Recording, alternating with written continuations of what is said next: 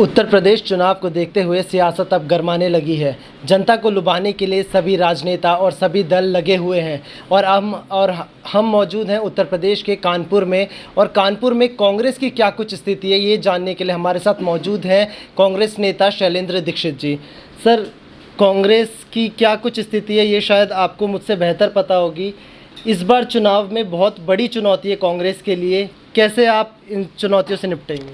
देखिए, जहाँ तक कानपुर का प्रश्न है, कानपुर कांग्रेस बहुत मजबूती के साथ अपने संगठन को गठित कर रही है और हम तेज़ी से पांचों विधानसभा में चुनाव लड़ने के लिए तैयार हैं।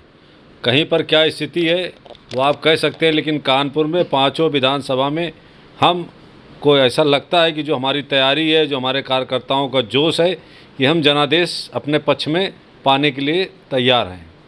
आप कह रहे कानपुर में पांचों विधानसभा सीट पे आप सीट पाने के लिए तैयार है, लेकिन पांचों में से एक ही विधानसभा सीट है जो आपके हाथ है।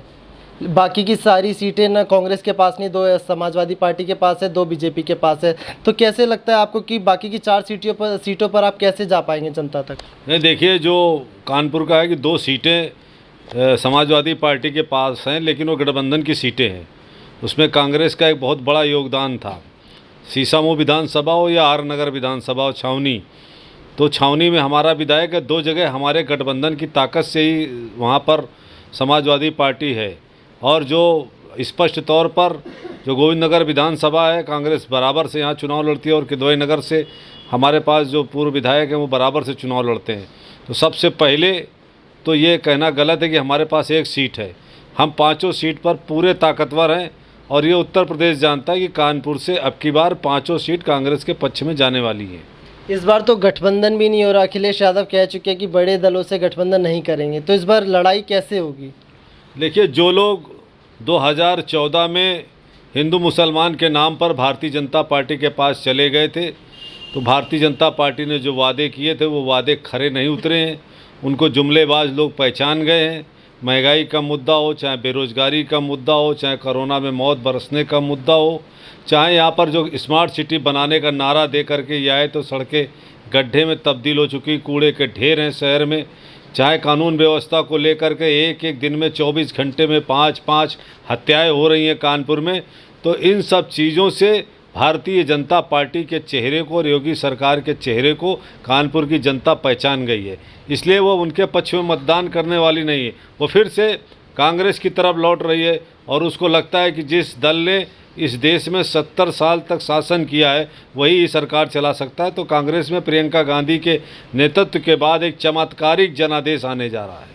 आप इतनी समस्याएं गिनवा रहे हैं प्रदेश की, उत्तर प्रदेश की, लेकिन उधर उत्तर प्रदेश के मुख्यमंत्री हर जगह होर्डिंग्स, बैनर और लगाते दिखाई दे रहे हैं कि उत्तर प्रदेश तो नंबर 1 बन चुका है।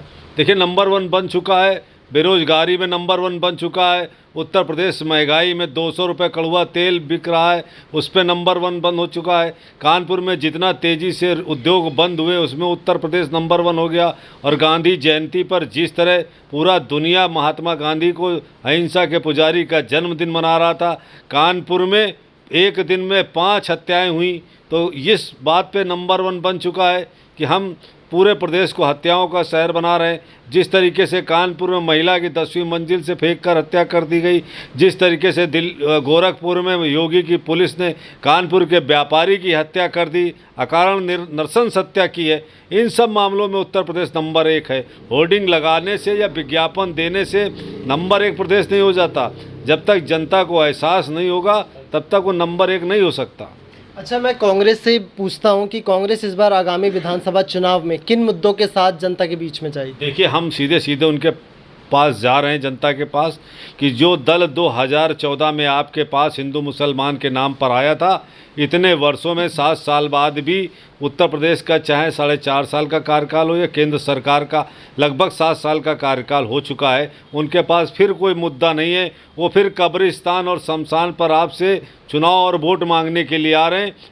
इस बात को लेकर के उनके पास जा रहे हैं। ना आपका बेहतर विकास हुआ है, न देश की आर्थिक स्थिति सुधरी है, न 2 करोड़ रोजगार मिले हैं, न देश में काला धन वापस आया है, न गंगा निर्मल और अविरल हुई हैं, तो फिर किस मुंह से ये वोट मांगने के लिए आ रहे हैं। हम जनता पर ये बात लेकर के जा रहे हैं कि हमने आज़ादी के बाद नींव रखी थी इस देश की विकास की, सामाजिक समरसता की, उसको हम आगे लेकर के चलेंगे और देश को आगे ले जाएंगे।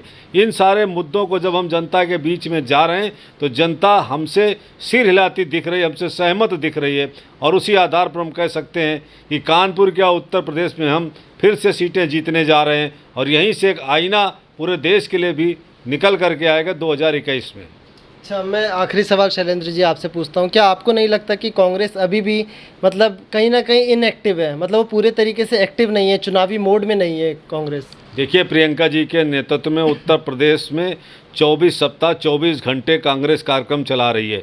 12,000 किलोमीटर की हम लोग यात्राएं करने जा रहे हैं जो हर जगह पर पहुंचेंगी। हम प्रियंका जी की बड़ी बड़ी रैली करने जा रहे हैं। 500 से अधिक हम अपने प्रशिक्षण शिविर आयोजित कर रहे हैं हर गांव में, हर विधानसभा में, 403 विधानसभाओं में, हर जगह हम कांग्रेस कार्यकर्ता को तैयार कर रहे हैं, प्रशिक्षण शिविर बना रहे हैं, मतदान की तैयारी के लिए टीमें तैयार कर रहे हैं। हम पूरी तरीके से तैयार हैं। और ये लोग भूल जाएं कि जो कांग्रेस मतदान स्थल पे नहीं लड़ पाती थी, बूथ पर नहीं लड़ पाती थी, वो समय बदल चुका है। अब कांग्रेस अपने कार्यकर्ताओं के जोश के साथ पूरे उत्तर प्रदेश की 403 सीटों पर लड़ने के लिए तैयार है और प्रियंका जी के नेतृत्व में लड़ने के लिए तैयार है। ये तो जनता तय करेगी। बहरहाल बहुत बहुत शुक्रिया शैलेंद्र जी। तो हमारे साथ कांग्रेस नेता शैलेंद्र दीक्षित जी मौजूद थे, जिन्होंने बताया कि कानपुर में किस तरीके से कांग्रेस खुद को मजबूत कर रही है और प्रियंका गांधी के नेतृत्व में उत्तर प्रदेश में कांग्रेस कैसे अपनी पैठ बढ़ाने में लगी हुई है। फिलहाल इस वीडियो में इतना ही। कैमरा पर्सन आकार के साथ और संदीप के साथ मैं विशाल, धन्यवाद।